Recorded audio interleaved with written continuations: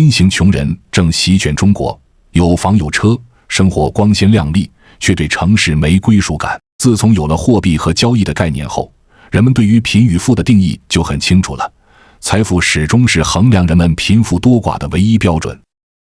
随着人类社会的发展，社会阶级渐渐产生，有的人也许并没有太多的财富，甚至看上去很清贫，但因为其比较高的社会地位，也成为人们眼中的富人阶级。到了现代，这种根据个体象征层面上所拥有的社会资本与地位去划分其贫富地位的标准，已经渐渐成为人们的一种主流价值体系。然而，近些年来，社会上却出现了很多外表光鲜亮丽，实则经济压力巨大，生活幸福感很弱的新型穷人。新型穷人并不像传统的穷人那样需要为温饱问题发愁，相反的，他们大多数在城市里有房子，甚至身价千万，但他们却压力巨大，精神世界也极度匮乏，对城市没有归属感，对生活没有憧憬和向往，每天只是为生活奔波。那么到底什么是新型穷人？新型穷人又是怎么产生的？我们应该如何避免成为新型穷人呢？在我们进一步探索之前，别忘了关注才知道并点击小铃铛，我们将继续揭示更多关于金钱的真相，助你迅速实现财务自由。什么是新型穷人？新型穷人大多是90后、00后，他们读了大学，受过高等教育，有着不错的工作，拿着不错的薪水，追逐中产的品味和生活方式，外表看起来光鲜亮丽，虽然已经工作好多年，但是几乎没有任何积蓄。这类人看起来风光无限，但实际上却背负着巨大的经济压力和生活压力，他们根本没有精力享受城市的便利，享受生活的美好，只是努力地生活着。新型穷人大致分为2种情况，以不同的方式被裹挟到穷人的群体中。首先，第一种，对于大城市而言，他们是外来人口，他们中的一部分人是早年外出务工，又或者是小地方出来的大学生，后来在城市里安家定居，买房买车。随着城市化的发展以及高等教育的普及，对于小地方的人来说，要想走出家乡，不重复上一辈的老路，改变现有的生活，就只能通过高考这一条路。所以，有很多人兢兢业业，起早贪黑的学习，终于在挤满千军万马的独木桥上拼杀出一条血路，取得高考的胜利，然后通过外出上大学离开家乡。这些人中的很大一部分当初拼命考上大学，就是为了可以在城市里寻得立足之地，所以他们的职业规划里就没有回到家乡这一条路。毕业后，他们再次拼尽全力，在一众竞争对手中脱颖而出，在城市里找到了一份满意的工作。之后，他们更加努力的工作，为了工作不断奔波，甚至将生活彻底抛弃，最后终于在城市里拼下房子车子，这在很大程度上实现了自己甚至是整个家族的阶级跨越。但在这背后，他们却背负着巨大的压力。在大城市，人才济济，竞争激烈，他们在得到被人尊重的光鲜亮丽生活时，付出过太多太多的努力，经历过太多太多的磨难。而且，他们好不容易得到的房子和车子，大多都是只付了首付，还要几十年如一日的定期还巨额贷款。他们每天一睁开眼就要投入到工作中，为了拿到薪水任劳任怨，好不容易到了发薪的日子，还了贷款，再除去生活开支，几乎一无所有。而他们作为全家人的希望，作为家族的佼佼者，作为朋友圈子里的英雄，被亲朋好友推向了至高无上的位置，他们可能还要帮助自己的家庭，有苦难言。也有人为了不承担巨额贷款，选择不买房子，而是租房子住，但越来越高的房租也会让他们压力倍增。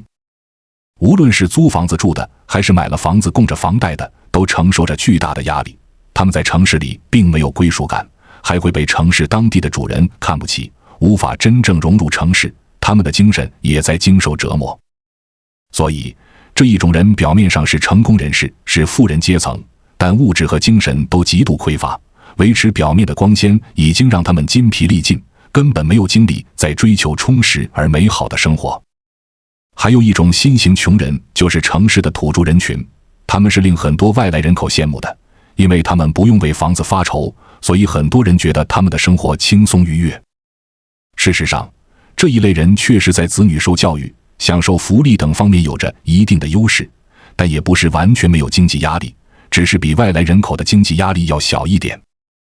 他们中的很多人因为不用担心房产问题，所以会在毕业以后选择一份比较轻松的工作，对薪水要求也不是很高，只是想图个离家近，生活安稳。可是在物价飞速的现在，即使他们有房产，但薪水不高，也过不上特别潇洒的日子。收入不高，他们的消费水平就会受到一定的限制，每个月也存不下多少钱，甚至成为月光族，因此他们也被称为新型穷人。新型穷人产生的原因，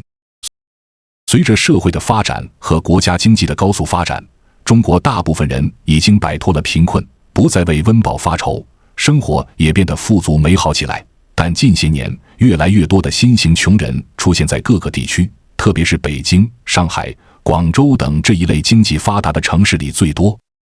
其实，新型穷人越来越多并非偶然，而是一些现象的必然结果。古语有云：手有余粮，心中不慌。自古以来，中国社会就一直提倡勤俭节约，每个人都被家庭和学校教育过要节俭，花钱不要大手大脚。但是，随着社会生产力的发展，社会物质资料越来越多，人们的消费欲望也被勾了起来，消费观也发生了很大的变化。越来越多的人开始将勤俭节约的美德抛之脑后，为了满足自己的物欲，花钱大手大脚，毫无顾忌，热衷于花明天的钱圆今天的梦。与此同时，为了经济发展，很多企业开始推销超前消费方式，贷款的种类越来越多，贷款的方式越来越简便，高额的房子可以按揭买，昂贵的奢侈品也可以分期买，各个购物平台甚至试点外卖也可以先消费后结账。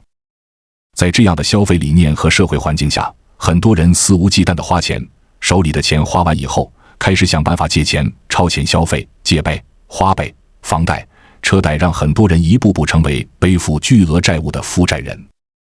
有了负债后，他们就必须心无杂念地拼命工作，就这样，他们由人变成了毫无感情的陀螺，顶着巨大的压力到处奔波，身体无处安放，心灵也无处安放，生活苦不堪言。那么这些钱都花到哪里去了呢？无非就是住房、教育、医疗和奢侈品等。在大城市里，高昂的房价让普通人望而生畏，特别是经济发达的城市，一线城市买房更是想都不敢想，很少有人可以拿出全款买房。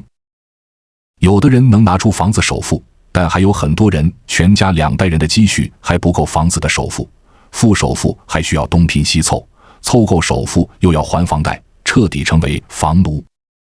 除了房子，还有车子，还要支付家中的日常支出。在这个高消费的时代，每一项支出都很大，特别是孩子的教育需要更多的投资。在这样的条件下，即使他们赚的不少，每一分钱也花得谨小慎微。还有的人对奢侈品也有着极致的欲望，为了能够拥有自己喜欢的奢侈品，他们忽略了自己的经济实力，不管不顾的超前消费。最后，他们房子、车子都有了，一身名牌傍身，时不时再和朋友在高档优雅的地方小聚一次，看起来十分体面，但他们并不会感到幸福，反而是越来越孤独，超前消费的快感也被巨大的压力和焦虑所取代。现在流行一个词叫账单式小康，也就是说，很多人每天忙忙碌碌，早出晚归，但一点存款都没有。年底时翻阅账单，惊讶地发现，原来我也曾经这么有钱过，但却无法回想清楚钱都花在哪里了。而且近年来因为疫情的影响，很多企业都受到了影响，很多小型企业承受不住风浪，无奈倒闭，很多人因此失去了工作机会。还有很多稍微大一点的公司虽然没有倒闭，但是效益不好，也会裁员或者减工资。在这样艰难的就业形势下，新型穷人越来越多，并且越来越穷。如何避免成为新型穷人？新型穷人的生活艰难，崩溃无助，那么我们应该避免成为新型穷人呢？首先，大学生需要好好进行职业规划。现在的城市不再像10年前那样有那么多的赚钱机会，现在也没那么容易可以在城市里站稳脚跟。而很多小城市甚至是农村的发展很快，足以满足日常生活需求。所以如果不是非必要情况，其实大学生毕业后可以选择离开大城市，到自己的家乡发展。作为一个经历过类似挑战的过来人，我深刻理解新型穷人所面临的困境。在这个快速变化的时代，特别是对于刚刚步入社会的大学生来说，找到一条适合自己的发展道路显得尤为重要。我想分享一些基于个人经验的建议，希望能帮助你们避免成为新型穷人。我想强调的是职业规划的重要性。回想我刚毕业时，也曾对未来充满迷茫。那时我意识到，仅凭一纸文凭是难以在竞争激烈的大城市中立足的。因此，我建议你们在大学期间就开始思考未来的职业道路，不要盲目追随他人，而应根据自己的兴趣和专长做出选择。同时，也要实事求是，考虑到自己的能力和市场需求的匹配度。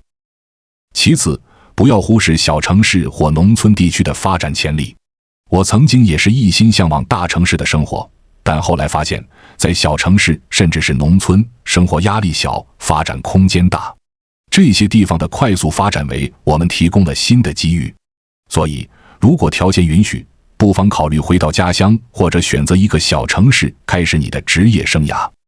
再者，我想强调终身学习的重要性。在我的职业生涯中，我深刻体会到不断学习新知识、新技能的重要性。这不仅能提升你在职场上的竞争力，还能帮助你适应不断变化的工作环境。因此，无论你选择哪条道路，都不要停止学习和进步。合理的理财规划也是非常关键的。我曾经因为缺乏理财知识而陷入经济困境，因此，我建议你们从现在开始就学习基本的理财知识，合理规划自己的收入和支出，避免不必要的经济压力。高昂的房价和物价是我们作为普通人难以控制的因素，但我们可以通过理性消费来应对这些挑战。在考虑买房这样一项重大的财务决策时，有2个非常重要的问题需要深思熟虑。你需要考虑自己的财务状况。买房不仅仅是一次性的大额支出，还包括了长期的贷款还款、物业管理费、维修费用等连续性支出。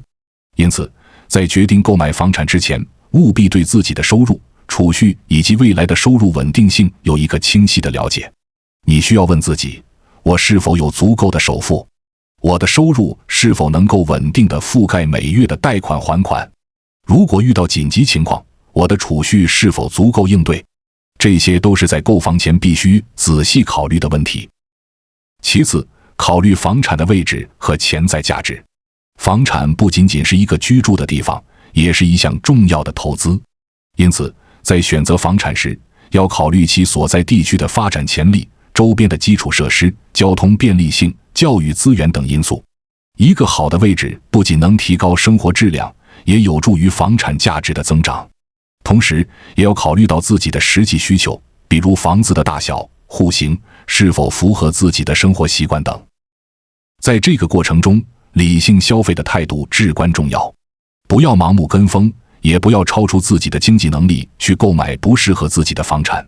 记住，买房是一项长期的财务承诺，务必在充分考虑所有因素后做出决定。同时，也要为未来可能出现的经济波动留有余地，确保自己在任何情况下都能够安心居住。我们需要合理评估自己的资产和赚钱能力，如果连首付都拿不出来，最好还是推迟购房时间，以免后面在还房贷的同时还得还首付时借的钱。即使首付没有压力，也要考虑后期的还款能力。在考虑还款能力时，不仅要考虑到工资水平，还要考虑到每一项支出，合理预估，以免为了还房贷而严重影响一家人的生活水平。在当前社会，消费观念对个人的财务健康和生活质量有着深远的影响。树立正确的消费观，量入为出，勤俭节约，艰苦奋斗，不仅是对个人财务负责，也是对家庭和社会负责的表现。首先，我们需要强调的是量入为出的原则，这意味着我们的消费应该基于我们的实际收入。在制定预算时，应该考虑到所有的固定支出，如房租、水电费、食物等必需品的费用。此外，还应该为未来可能发生的紧急情况预留一部分资金，比如突发的医疗费用或家庭维修费用。其次，勤俭节约和艰苦奋斗的态度同样重要。这不仅仅是为了节省开支，更是一种生活态度。通过减少不必要的开支，我们可以积累更多的储蓄，为未来的大型支出，如购买房产、子女教育等做好准备。在消费时，冲动是我们需要避免的。在购买任何物品之前，都应该先问自己：这是我真正需要的吗？我是否有足够的资金来支付这笔费用，而不会影响到其他更重要的支出？如果答案是不确定的，那么最好是暂时不要购买。此外，避免盲目跟风和控制物欲也是理性消费的重要方面。在消费主义盛行的社会中，很容易受到外界的影响，购买一些实际上并不需要的东西。我们应该根据自己的实际需要和财务状况来决定消费，而不是为了攀比或者随大流。避免攀比心理和控制购物欲望，确实需要从增强自信和充实精神世界入手。同时，社会风气和家庭教育也扮演着重要的角色。增强自信和充实精神世界是避免盲目消费和攀比的关键。当一个人对自己的价值和能力有足够的认识，他们就更不容易受到外界物质诱惑的影响。这需要我们投入时间和精力在个人成长和自我提升上，比如学习新技能、培养兴趣爱好、提高专业水平等。当我们的精神世界丰富多彩，我们就更能专注于自我提升，而不是外界的物质诱惑。其次，社会风气和媒体传播也非常重要。社会应该倡导健康、理性的消费观念，鼓励人们追求精神上的满足，而不仅仅是物质上的。媒体和广告也应该承担起责任，避免过度宣传奢侈消费和物质主义，而是传播更多关于自我提升、精神追求的正能量。最后，家庭教育在塑造孩子的消费观念上起着决定性的作用。父母应该通过自己的言行为孩子树立正确的消费观念和价值观，这包括教育孩子理解金钱的价值，学会节俭，重视精神追求而非物质拥有。同时，父母也应该通过共同的家庭活动、对话和引导，帮助孩子建立自信，培养他们的兴趣和才能。总的来说，避免攀比心理和控制购物欲望是一个多方面的工作，需要个人、社会和家庭共同努力。通过增强自信、充实精神世界，营造良好的社会风气和正确的家庭教育，我们可以培养出更加理性和健康的消费观念。有很多大学生出生在小地方，成长在小地方，从来没有享受过城市孩子的待遇，所以他们对城市有着无限的向往。毕业后选择留在城市，有很大一部分人也是为了下一代可以过得好一点，这都无可厚非。一些城市的土著居民不用担心房子，不用担心户口，不用担心下一代的教育资源，所以选择安稳清闲但工资不高的工作，也不失为一种好选择。但这两种人最后都成为了新型穷人，这是很多原因造成的，有的因素无法避免，但有的因素是可以避免的。为了提高生活的幸福感，增强城市的归属感，很多新型穷人还是可以进行自我调整，将自己从消费的怪圈中拉回来，缓解压力，充实内心，在追求物质享受的同时，也要追求精神享受。总之，无论我们的出发点是什么，我们都应该努力寻找那个让自己感到幸福和满足的生活方式。通过不断的自我提升和调整，我们可以逐渐摆脱新型穷人的困境，找到属于自己的幸福之路。关注我，我是才知道，带你解锁更多金钱的真相。